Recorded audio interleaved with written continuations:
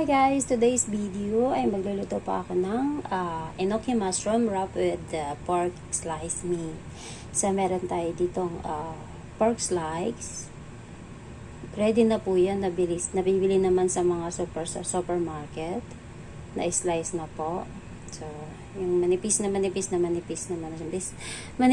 na napubulol ako na karne ng baboy and enoki mushroom.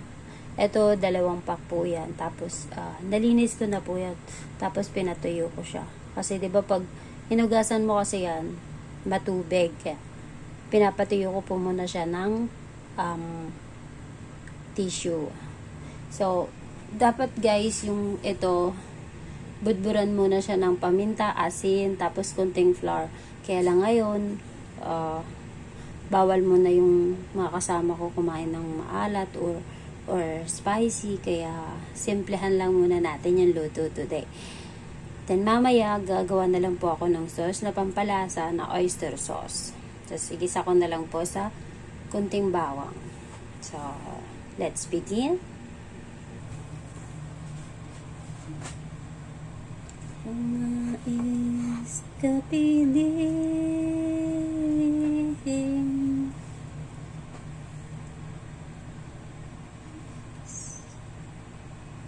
sana ay kaparin sa Paskong darating. So, ganyan lang po.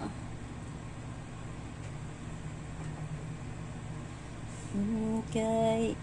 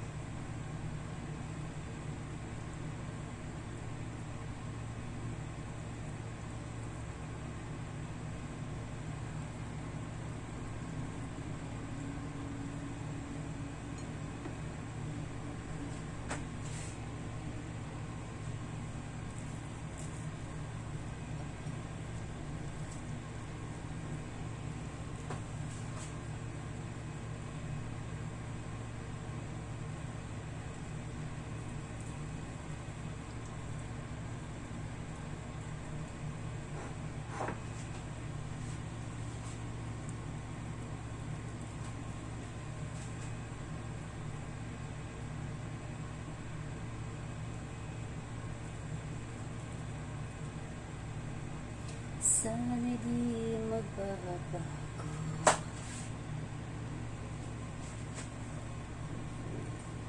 ang matamis pag-ibig.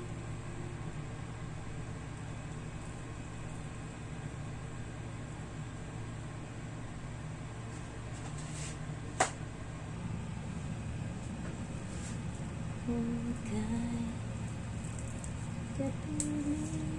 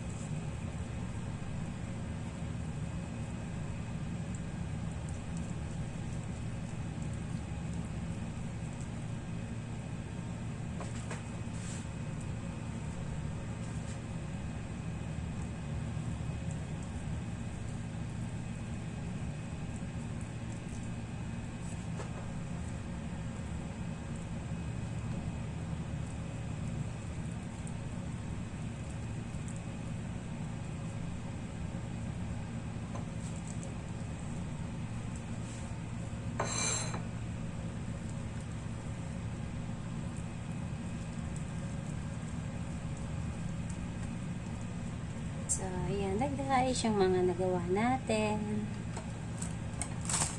Pagkatapos po niyan, ay ipiprito po natin yung ating stuffed inuki.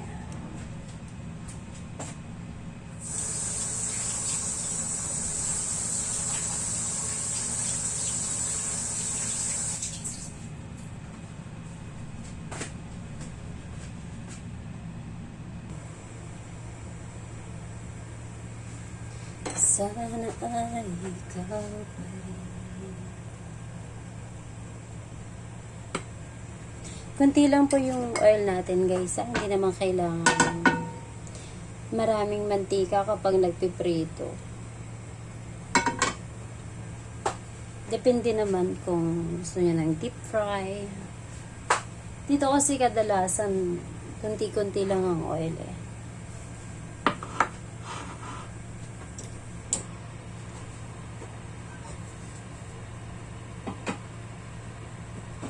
Para iwas sakit, iwas high blood. Para humaba yung buhay, diba?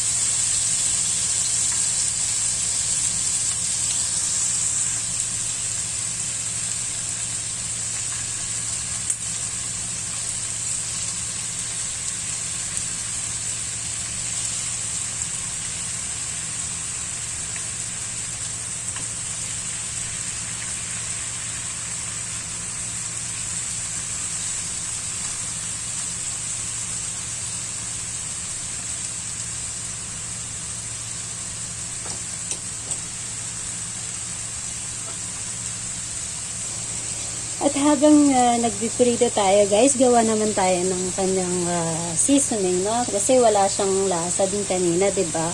Wala tayong nilagay. Kaya gagawa lang tayo ng pampalasa. So meron tayo ditong chicken soup. Ready na rin po yan, nabibili sa market. And then oyster, mushroom oyster sauce. Tapos lalagyan lang po natin siya ng corn flour. Teaspoon of corn flour para po lumapot. So, ganyan lang po kadami.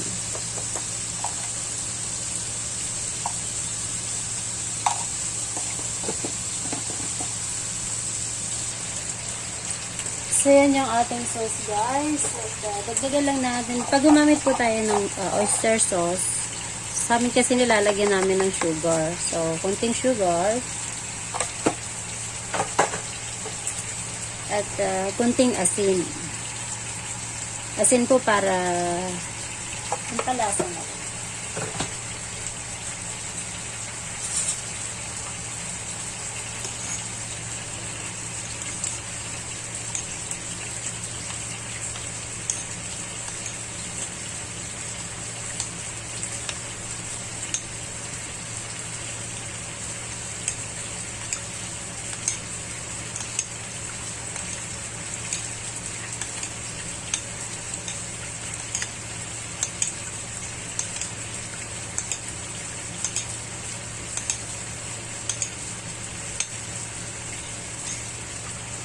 Balikan natin ngayon yung ating niluluto. So, ayan na. Almost done na ang ating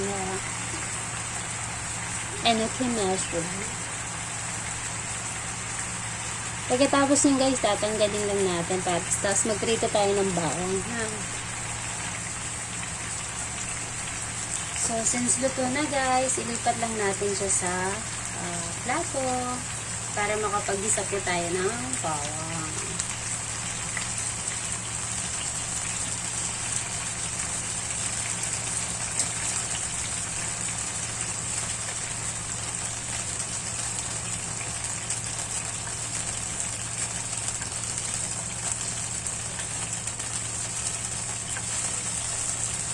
Tanggalin po natin yung excess na sabaw. No? Ay, tubig yan, tubig.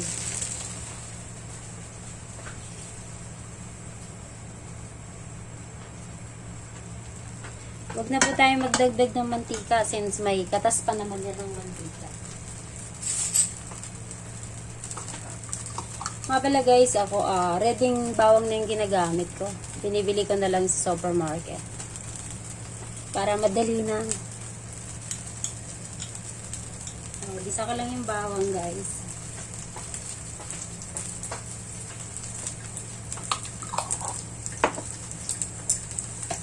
Tapos lagay na natin yung ating sauce.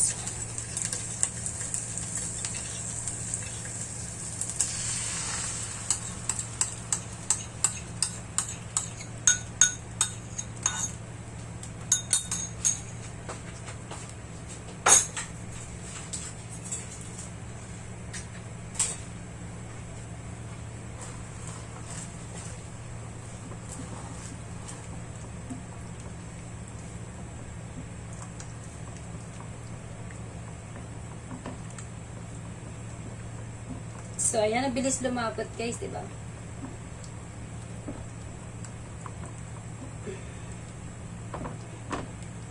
So, malapot na. Then, balik na natin yung ating enoki mushroom.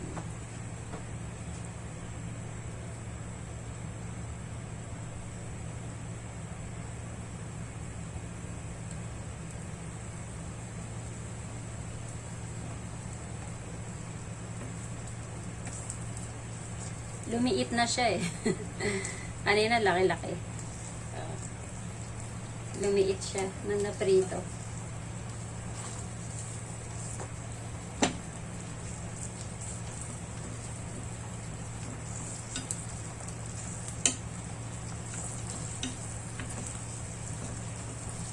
Tapos pakulin lang naman to saglit guys. Then ready na po. Mabilis lang naman to i-prepare.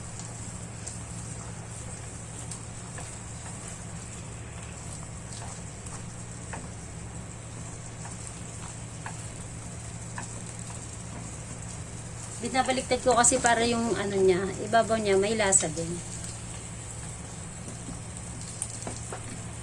So yun lang guys, ready na po yan. Takpan ko lang and then mamaya pag sinerve nyo po, lagyan mo lang ng green onion on top. So yun na, ready na.